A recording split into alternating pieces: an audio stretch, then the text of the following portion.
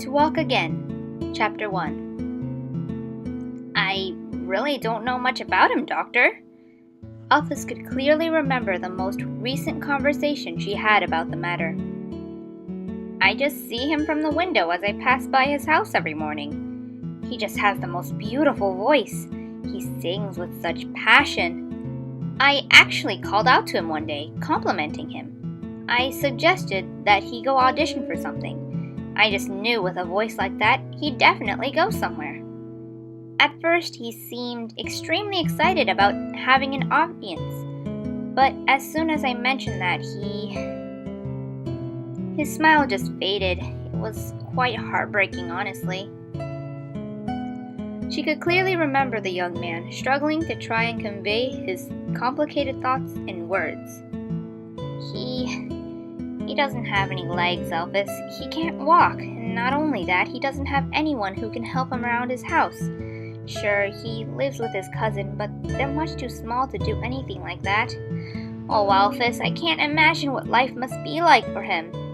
At least I can have the chance to at least try to achieve my dream. But this boy, he can't even physically bring himself to try. Alphys remembered offering him some tissues. Oh, Papyrus, I love how you're always considerate of others like that.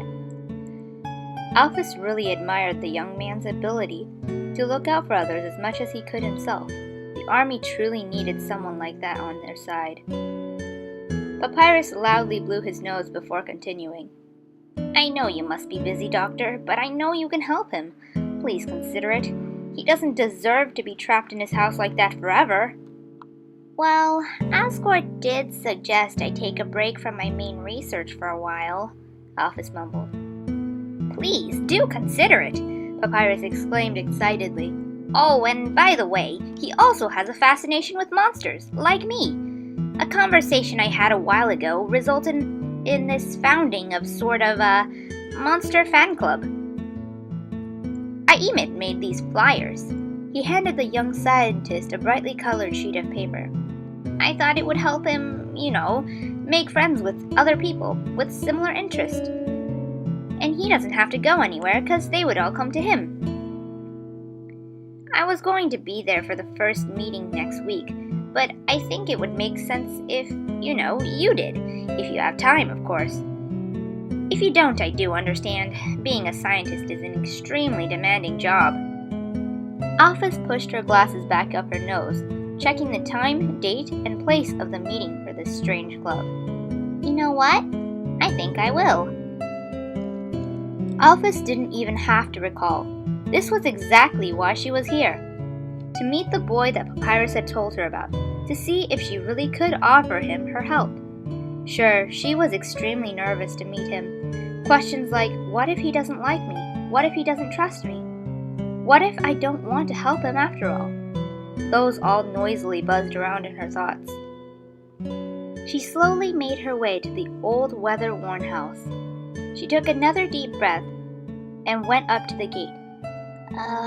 Please don't step on the snails, she heard a small, shaky voice say. Alphys looked around and spotted a small figure dressed in white in the corner of her eye.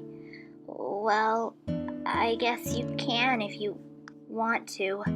It's not like I can stop you, the figure mumbled again. Alphys adjusted her glasses to see a small person standing a few feet away from her.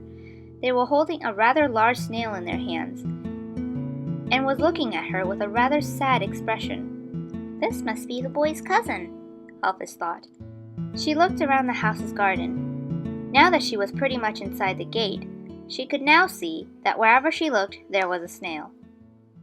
On the rock path leading up to the front door, on the grass, in the flowers, and one was even slowly crawling up the gate and was getting dangerously close to crawling up her hand.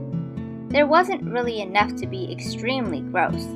Alphys actually found their existence quite charming, though she did quickly take her hand away. I'll try not to, Alphys promised the small snail farmer and carefully tiptoed her way to the front door. She fixed her glasses again and took a deep, deep breath. Then she slowly reached out and rang the doorbell. Come in, a faint voice called from inside. The door's unlocked. Alphys smiled. Well, here goes nothing. She opened the door and went inside. Hello? She called. Is this the Monster Fan Club? The voice, which seemed completely drained of any source of emotion before, suddenly brightened. You actually came for that? Oh, wow, I'm in the living room, down the hall, first doorway to the left. I'm sorry I can't go out and lead you myself. Alphys smiled, her heart fluttering at how happy he suddenly sounded. She followed the boy's instructions and walked to the living room. There, she finally saw him. He was thin and dreadfully pale. His rather long black hair looked very messy and covered half of his face. He was seated in an office chair, the kind that could spin around and had small wheels at the bottom, something Alphys was quite fond of. He had a pillow propping him up, a blanket in his lap, and a smaller, pale pink blanket with a tiny yellow star pattern draped around his shoulders. He appeared to be wearing what looked like pajamas, which made her wonder if he ever wore anything else. Though the smile on his face and the small amount of genuine joy danced around in his magenta eyes, Alphys could clearly tell that this was not his usual expression. Hi, she finally managed. I'm Alphys. A guy called Papyrus sent me here. The boy's smile grew slightly brighter. Really? Oh, speaking of him, where is he? He should have been here ages ago. Alphys bit her lip. Something came up, so he couldn't make it. It was partially true. Papyrus wanted Alphys to go alone, saying that it would probably make it easier to discuss more personal matters together, and Undine had wanted to take him training today anyways. The boy's smile faded, which almost made her heart break. Oh. I'm sorry, Alphys began. He smiled ever so slightly at her again. No, it's okay. At least you're here. Alphys grinned at him. Alright, so tell me, what does a member of the Monster Fan Club do?